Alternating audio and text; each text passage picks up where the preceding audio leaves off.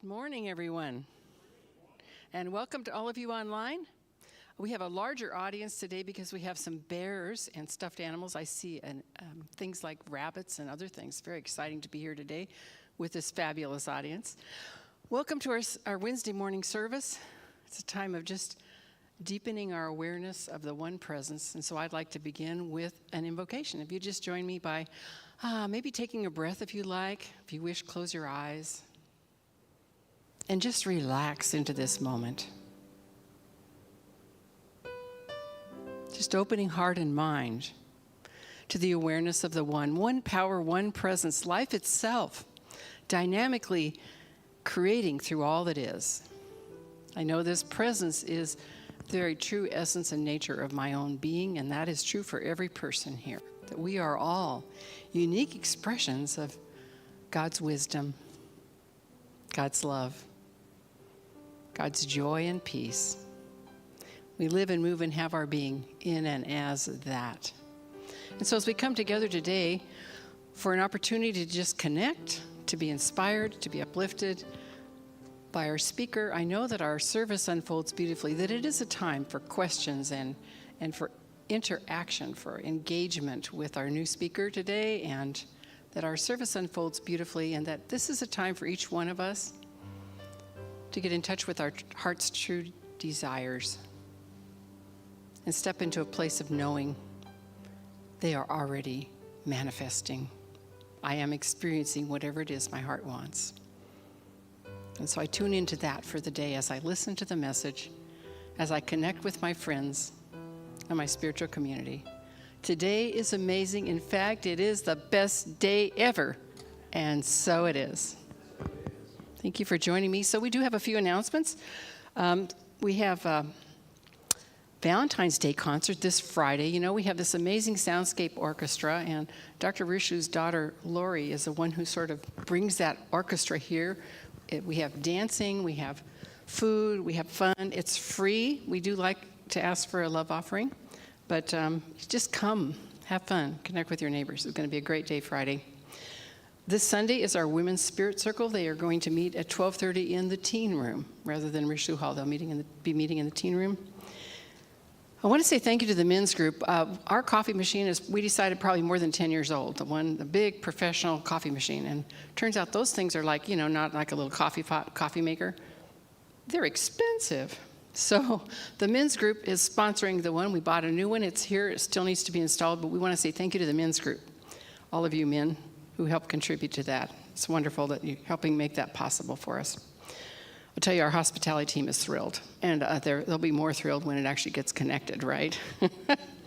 So I want to mention that today is the 9th day of the season for nonviolence. This is that time of, this year it's 95 days because we have leap year, between Martin Luther King's Memorial Day and Mahatma Gandhi.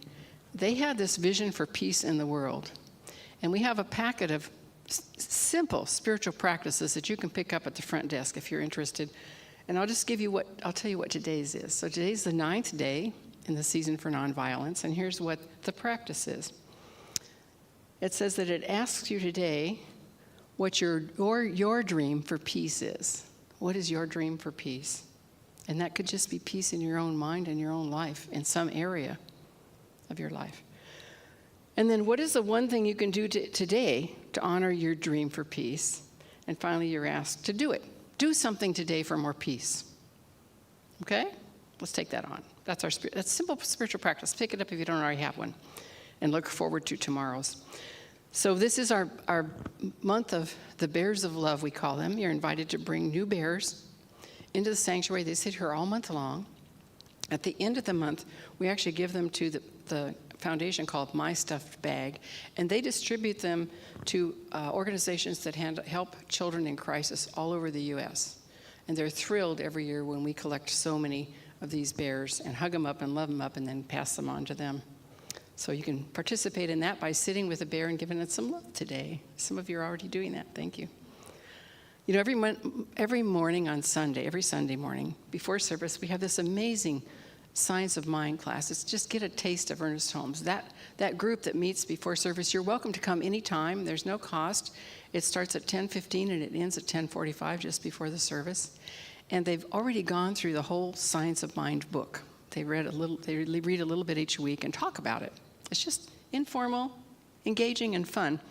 And now they're doing the book, The Living the Science of Mind, which is full of shorter essays. It's a great book. So come join that if you're not already in that group. It's a very, very good time to connect with other people here. Let's see. We are having a book sale. If you are out in the foyer, right next to the main front counter over there where we used to sell CDs and things, there's some books on sale. $7, $10, $15, priced way down from what they originally were. So check those out. We have a huge inventory in our bookstore, and Doris and I just decided we would start to put some of those things on sale so we can move some things out and then get some new things in. Let's see what else. I want to say thank you. We had a flood this week because of all the rain, and it rained in our boardroom, our meeting room upstairs, and it rained in the office below that. And the floors were wet, the desks and tables were wet, and one of the light fixtures fell from the ceiling in the boardroom. It's very exciting around here. If you weren't here, I'm sorry you missed it because we were busy mopping and vacuuming. And I want to say a big thank you to the people that really helped. First of all, Grant. Grant, yay Grant, thank you Grant. He was like a lifesaver. He's waving. He did a lot to make sure the drains were unplugged up there and that the water could flow freely off the roof, but also cleaning up. We have a huge commercial carpet cleaner which will suck up water, and so he was busy doing that. But we had Jan and Dave Mintz come in and help. They helped take down other light fixtures that were holding water in the ceiling, and even using that thing to suck more water up. Dan Benner came and he went out and rented us some commercial things to help dry the area. We needed like a commercial dehumidifier, which is way different than the one you might get for your house. We have a couple of those around here. We have dehumidifiers, but this one will suck 18 gallons of water out in 24 hours if you got a wet area. And I want you to know it's doing a fabulous job.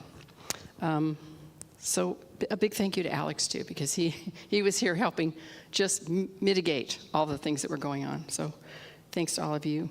And I want to thank Dean Garth, because he's been in here doing some work behind the scenes. He's been painting the shelves in the bride's room, the old bride's room. And I just want to say a big thank you to all our volunteers, including Melissa and Vincent back there in the tech team. Thank you guys, you're awesome. We love you. Really couldn't do this without you, so thank you. And I want you to know right now, ahead of time, our office will be closed on February the 19th, which is President's Day. Our staff has a day off. So that's ahead of time. And I'm thrilled to welcome today our guest speaker, who is William Carpenter. He is a student in the School of Ministry. We are the LA campus. We host the LA campus for the School of Spiritual Leadership. And he's a student getting close to graduating and becoming a minister in Centers for Spiritual Living, which is a huge amount of work, a big accomplishment. He also has been to this center over time, and so some of you may already know him. And I think I'm going to let him tell you more about himself. But would you help me welcome William Carpenter as our guest today? Thank you, William. Thank you. Thank you, Reverend Sharon. Thank you for letting me be here today. Good morning. Not going to make any rain jokes now that I heard about the leak. So, since the last time I was here, I got married. And, oh yeah, am I lucky, right? So, and people ask me since I've been married, how's it going? And I started to say, so far so good. And then I realized that I was moving into that instant response mode where we get into storytelling. And I think that's one of the things that our subconscious picks up on, and then we get stuck in that groove, And I also realized that I wasn't saying it right. It's so far, it's so good. Right? So because of being married and because Valentine's Day is coming, I wanted to touch on Saint Valentine for just a minute. Saint Valentine is an early Christian who remains the patron saint of love, happy marriages, and soon-to-be couples. Legend has it that Valentine was an early Christian priest in Rome during the reign of Claudius II. And little is actually known about his life with certainty, except that he ministered to Christians who were persecuted and imprisoned for their faith before Christianity was really the accepted religion in Rome. One account has it that Emperor Claudius had banned all marriages and engagements in Rome, believing that that was the reason that men were unwilling to serve in the Roman army. He should have rethought that, right? Valentine defied the decree and continued to perform marriages for lovers in secret. He was arrested and thrown in prison. While he was in prison, he restored the sight of the jailer's daughter. And because of this, the entire jailer's family and entourage, a total of 46 people, converted to Christianity. And upon hearing that, Claudius ordered Valentine's execution. So Valentine, who had befriended the jailer's daughter, left a note for her, and it was signed, "From your Valentine." So that's where we get that from. And it's a good thing we're coming into that. We need some pump up that love and stuff. So not so loving. He was beheaded on the 14th of February. Saint Valentine is the patron saint of many causes, including beekeepers, betrothed and engaged couples, lovers, love, happy marriages, and of course, young people. Who's going to do all that loving? His feast day is February 14th. Now, beekeeping, that caught my interest, and so I looked that up. You know, that sweet, sticky honey. And bees represent creativity, resourcefulness, teamwork, collective consciousness, communication, hard work, manifestation, and the sacred feminine. So let's hear it for bees, right? So if you want to have a richer and fuller life, what are you willing to do for it? If all things are possible in God, can we believe that and make it our own? Is limitless possibility available to us? The answer is yes. Can we actually master and be one with that presence? It must happen if we put in the effort.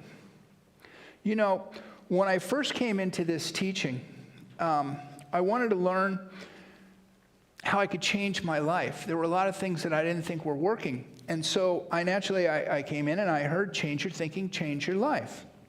The Buddha said, the person is the product of their thoughts. What they think is what they become. And the world arises out of our thoughts. I think thoughts are sticky things. Oh yeah. Sticky and sweet like honey. Because if you have a great idea, people say, oh, that's a really sweet idea. I really like that. Remember, the bees represent creativity, collective consciousness, and manifestation. But if we have a bad idea, then things get pretty sticky. First off, bad thoughts get us into bad situations. The stuff that you don't want in your life. And sticky because they linger in your brain. And then they stay in your emotions. And then you have baggage and stuff to clean up. The fingerprints are everywhere, right? For example, if you have a loving thought, people feel it. It's sweet. It makes them smile. Good comes from it. If you have a resentment, that resentment is like a sticky glue that lingers in your thoughts. And it keeps coming up in your life. We create and recreate what we dwell on. Worry has never accomplished us anything. Worry is a form of preying the problem. Carl Jung said, what we resist persists. And resentment is resisting compassion, forgiveness, and change. Let's look at it another way. Everything is a vibration. Light waves are way up here, and solid things are way down here. But everything is a vibration, and vibrations have a resonance, and that they resonate with each other. And that's the level of attraction where we attract things. Angry people attract angry situations. Loving people attract loving, happy people. If you're mad, something's really bothering you and you're really steamed, you don't want happy people around, right? And if you're really happy, You don't want angry people around either, right? If someone is angry, everyone knows it. It's the same if people are happy. You can tell, you can feel the vibration. Ernest Holmes said, thoughts are things. And I like to use the analogy of sticky because science has shown us that the neurons in your brain, depending on your memories and your emotions of the situation, your brain is trying to figure out how you can survive. And it's always looking at things from the past. And what neuroscientists and psychologists have learned is that these neural paths make grooves in your brain. And when we think the same thoughts and do the same things, these thoughts get bigger and stronger, and we keep getting the same results. And then we wonder why we keep having the same experience. Well, there's good news. You can change those neural paths in your brain through mindfulness meditation, through affirmations and visualization. In the 60s, there used to be a saying, get a new groove, man. You know, you sound like an old scratch record. People still remember records, right? So if you're unhappy about a situation in your life, get a new groove. Think your troubles away. Louise Hay used to say when we start to use affirmations, sometimes they don't work. Why? Well, if we're stuck in a negative thought grooves and you start to want to have positive thoughts, your subconscious goes, what's that? And, you know, that's the time to say, hey, we're going to close the old file and we're going to make a new file. So get ready because lots of good positive thoughts are going to start coming.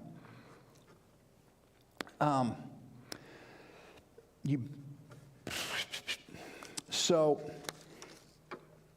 if you have to work on it. If you don't put the effort in, you're not going to get the results.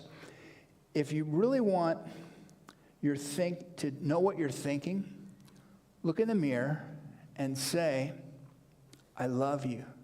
You're so great. And if you hear back, yes, I am, then you're in good shape, right?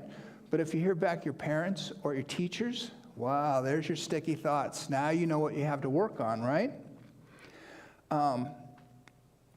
But if it's negative, don't worry. Now you've found your sticky thoughts. You've got something to work on. Science has proven that people who consistently use mindfulness meditation and affirmations, they begin to form new neurotracks, new grooves in their brain. And the neurons, when you're thinking, they tend to want to go down the same paths in your brain. And this is really what we've been teaching here for a long time. Now, not only do we have mindfulness meditation and affirmations, we have visualization, we have affirmative prayer, we have practitioner sessions, we have minute miracles, and you can get somebody to pray with you, right? So we got a lot of tools that are on our side in changing.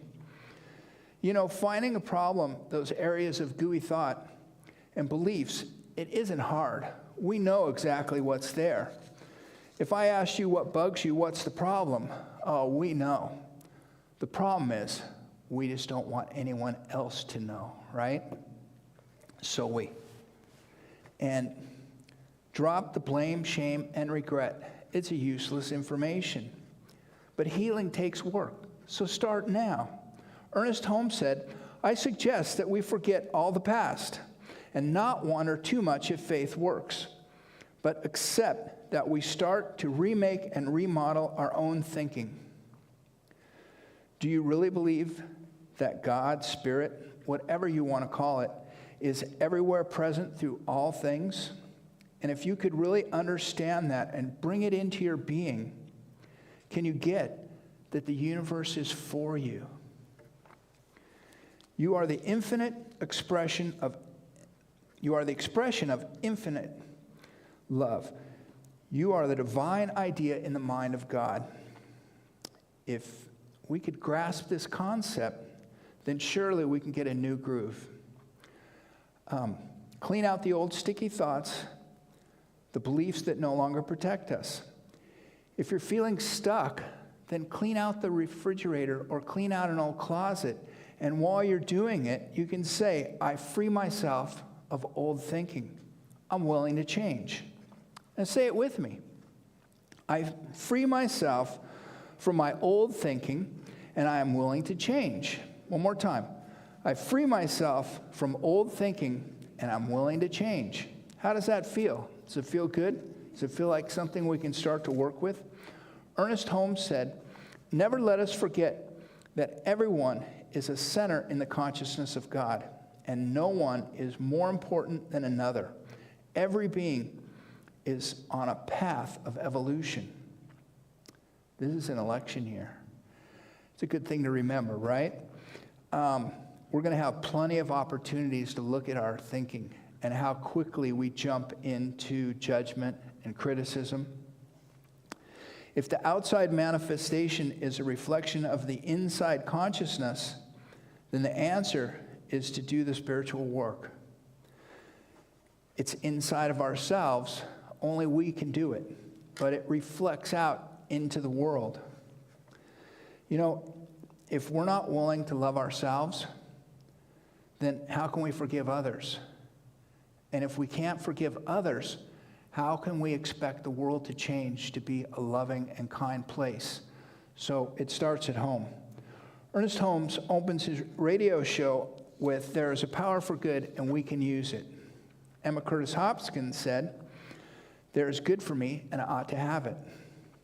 What are we talking about? What we're talking about is bigger than the grooves in our brain. What we're talking about is a spiritual power that everyone can use. So some people just might feel this is nonsense. Maybe you're new at it. Stick around. Don't listen to those people. We need to experiment for ourselves and see what works.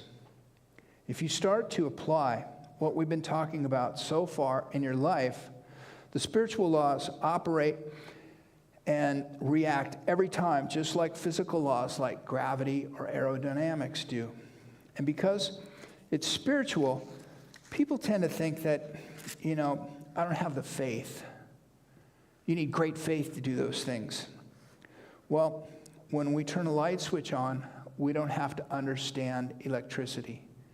It works. That's faith. Every time you're driving down the highway, you expect the cars to stay on the other side of the lane on theirs and you on yours. That's faith. Sure, it takes a little practice. Sometimes cars crash and sometimes the lights go out. Sometimes the roof leaks, right? But we don't scare ourselves because maybe there's an electric outage or something goes wrong. Faith works. Now it's time to bring it into our own being and apply it to our own lives.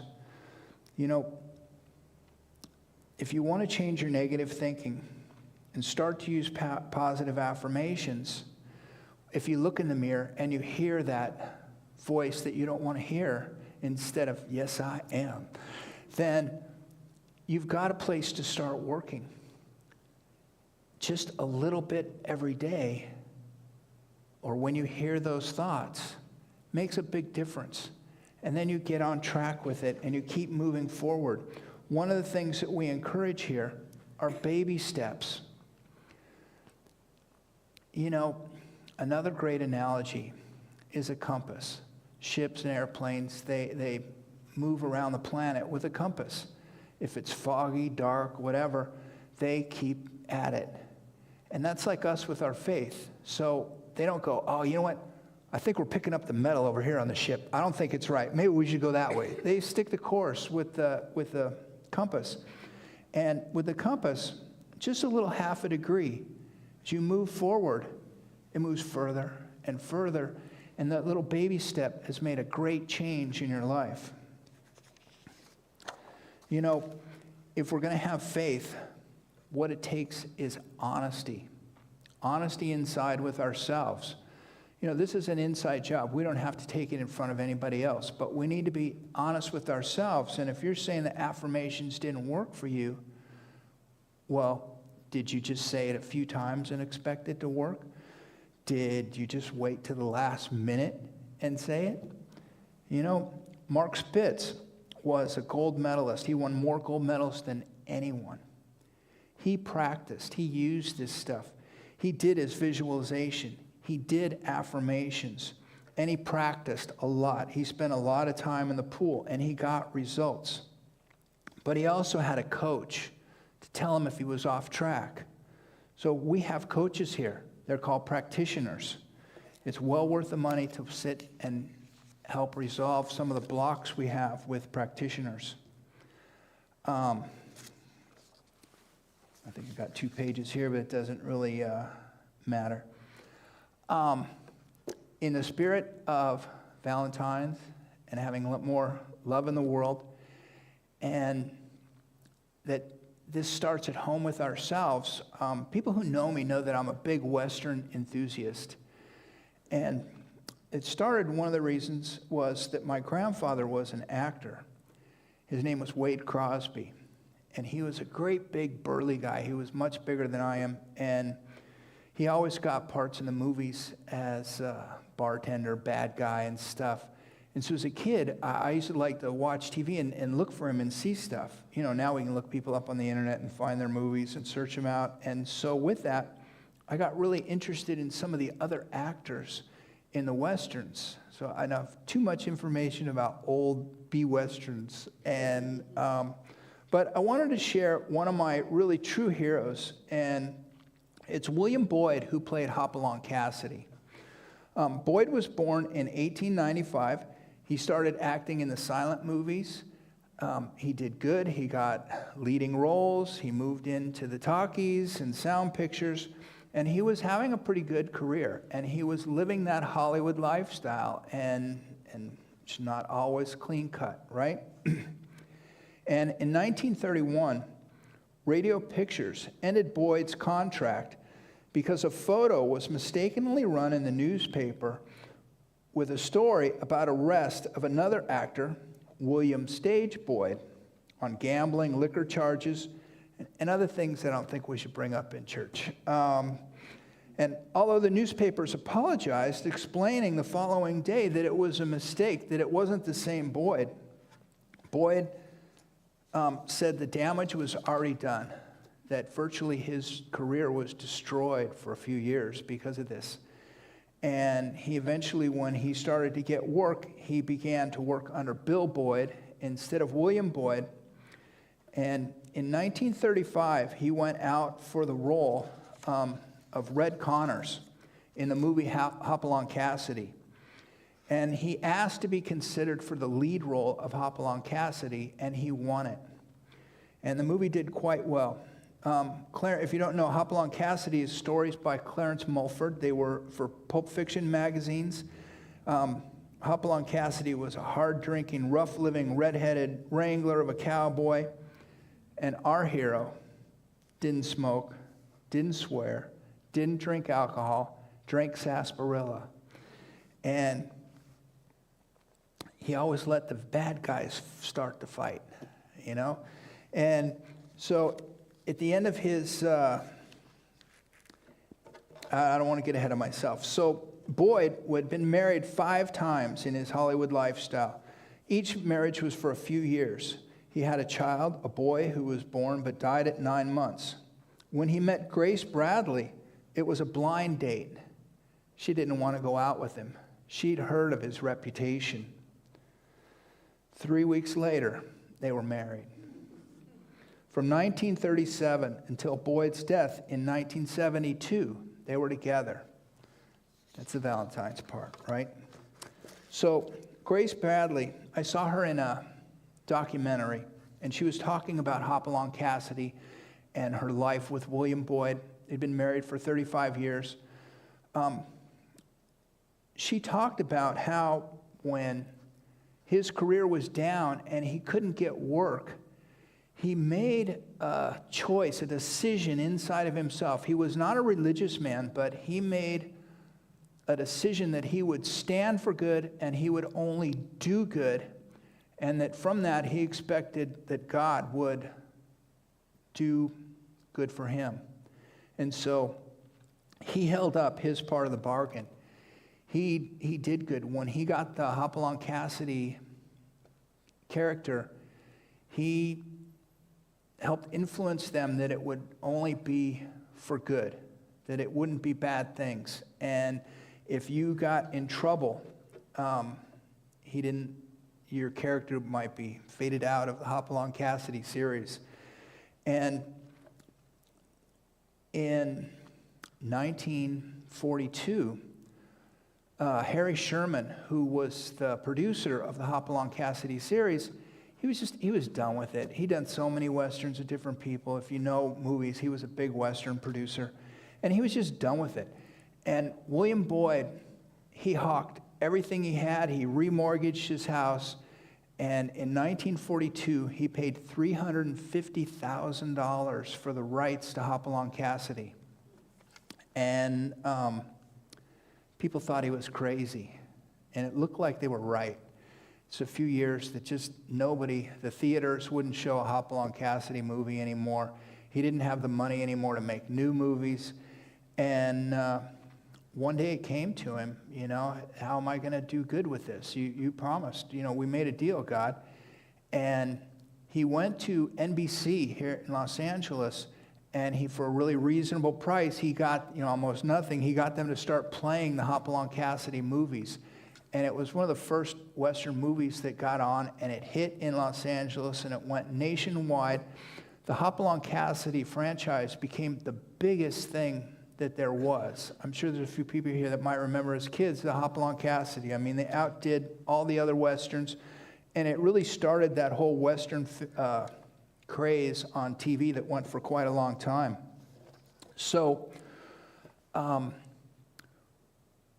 William Boyd, she said that William Boyd would go as Hopalong Cassidy to shopping center openings and grand openings of markets, and he would wait. He wouldn't do them if they charged for the kids to come, but he would wait until every kid came, no matter how hot it was. He was in his 60s, and she said that it was grueling heat and stuff. And the horse topper that was his horse and the things they'd bring the horse to, and she said it was just the best horse, that kids would pull its tail and kick it, and that horse wouldn't do anything. And so when the horse died, he was in his late 60s. He thought it was best that he just stop. It wasn't right to try to get another horse to go out. So during this time, he was in the studios. He was leaving the studios, and he got in the elevator, and Dorothy Lamour was in the elevator. Now, she was a big star at the time with Bob Hope and Bing Crosby in those movies. If you know that, you can look it up if you don't. And she got this sad look on her face, and she said, I wish my son was here. He just adores you. And he said, well, where is he? I'd be happy to meet him. And she began to cry and really weep. And she told him that her son had dove into a swimming pool and hit his head, and he'd been in a coma for the last 3 weeks. Boyd said, it doesn't matter. You tell me where he is. He went home. He got dressed in the full Hopalong Cassidy regalia, the boots, the spurs, the guns, the hat, the whole deal. He went to the hospital, and when he got there, as he entered the boy's room, he gave out his cry, hey, buckaroo, and the little boy came out of his coma. So which chokes me up a little bit, when we make that decision in our lives to do good and to be good, it's returned to us for good. So is it coincidence or miracle? I'll go with miracle, but you can make up your own mind. So happy Valentine's Day. If you would join me in prayer for just a minute. So knowing that the power and the presence of God is with us right here and right now, that power and presence is the goodness of life, the love, the peace, the joy, that very thing that is life itself, that is God's life. It's my life and it's your life right here and right now, because our life is in God. So knowing this truth, I know that everyone here is raised up and whatever situation is in your life that needs to be healed, whether it be in the outside, in your family, in your body, in your finances, business, whatever it is, that is the light of love and peace and joy and goodness of God is moved into that area because God is everywhere present. And we just open to that. There's nothing to resist. We just let go of anything that stands in our way. And we open ourselves to this Spirit.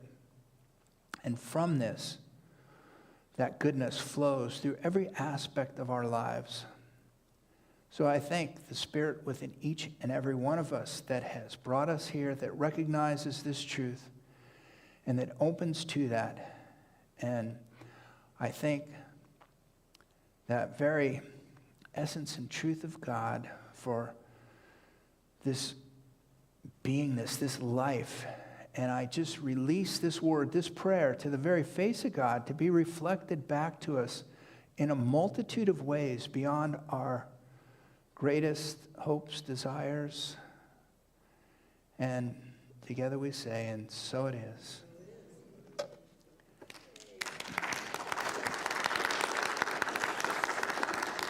Thank you. Happy Valentine's. We have a collection now, and we have some things to say, right? So if you'll join me in this as you prepare your gift and hold it over your heart.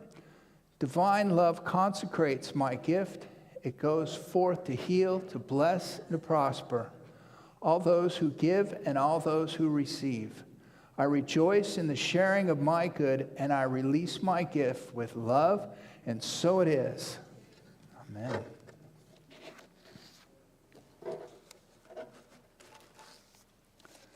So as we let them finish the collection, if anyone has any questions, anything you would like to bring forth for prayer, this is really the time to do it, and I would encourage you to do that. If you feel you're stuck on something and you want to throw it out there and get an idea,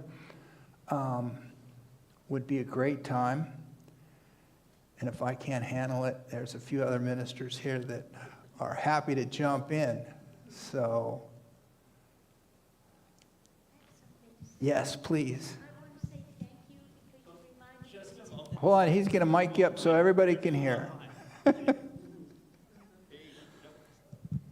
I just want to say thank you to you for reminding me that it's important I tell myself I love myself. It is. I need reminders of that myself sometimes. Hi. Yes, thank you so much for your message. It was really very deep and meaningful. And I love the history on St. Valentine. I'm sure I must have known that at some point, but I had not remembered it. And I love hearing of his goodness, and very sorry about how he ended his life, or his life was ended. But also, you really took me down memory lane with Hopalong Cassidy, because I think I must have been about 8, and he was probably the first man I loved. And we didn't even, yeah, he came to my elementary school, which I thought, is that true? You know, I thought, well, why did he do that? But I think he was not having a lot of fame at that point or something. I don't know what it was, but it showed his absolute goodness. And that was what impressed me so much. We didn't have a television at that time. I didn't know anything about Hopalong Cassidy. But the goodness of the man was just palpable, you know. And then when I was able to see Hopalong Cassidy on the TV and all, he was always so honorable, so good. And one of the stories just stuck with me so much, because in order to be honorable, he ended a relationship letting somebody think that he was really a bad guy, and he went off, and it just broke my heart, because he was such a good man, and I never forgot. But I love having those two heroes of goodness, St. Valentine and Hopalong Cassidy. Thank you for those memories. We need heroes today. I think that's desperate for the kids, need heroes. You know, Hopalong Cassidy, he would, at the height of his fame, when, you know, they were selling lunch boxes, and when I say the franchise, They were selling stuff. He made a fortune. He had a house in Laguna, a house in Palm Desert. But he would do good for the kids. He couldn't wait to go to an elementary school or a shopping center grand opening, wherever there was going to be kids. And if they charged, he just, no way, I'm not doing it. If people who remember Hopalong Cassidy, he wore black. So to be out in the hot sun at some shopping center all day in your upper 60s, he was dedicated. He really was. He's a great example. Thank you. Anyone else have anything?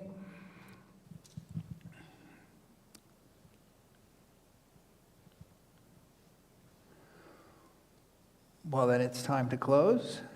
And I know that as we come back into this place of spirit within ourselves, and we just breathe in and share that joy, if people have shared, we know and believe in the power of goodness, the power of spirit, the power of love, and we know that it's available to us right here and right now. And so anything that was not mentioned, it is also held in that same light of love, that the healing has already taken place, that each of us, with each little baby step forward from here, is transformed. If we're old veterans in this teaching or brand new for the first time here, that every time we honor that spirit within us and we make an attempt for good, it's rewarded. Every effort is seen. So knowing this truth, I know that that goodness flows out to each other, to the people at home in the studio audience on the internet, to the people we meet this day in this wonderful, fun election year that we're going to have this year, and that wherever it is that we see anything that seems like discord, we know that the power and the presence of God is there. It's true in our lives. It's true in everything we see in this world. So we know that only good can go from us, only good can return to us. And so I release these words to the very face of God to be reflected back to us in a multitude of ways beyond our greatest comprehension. And so it is. Amen.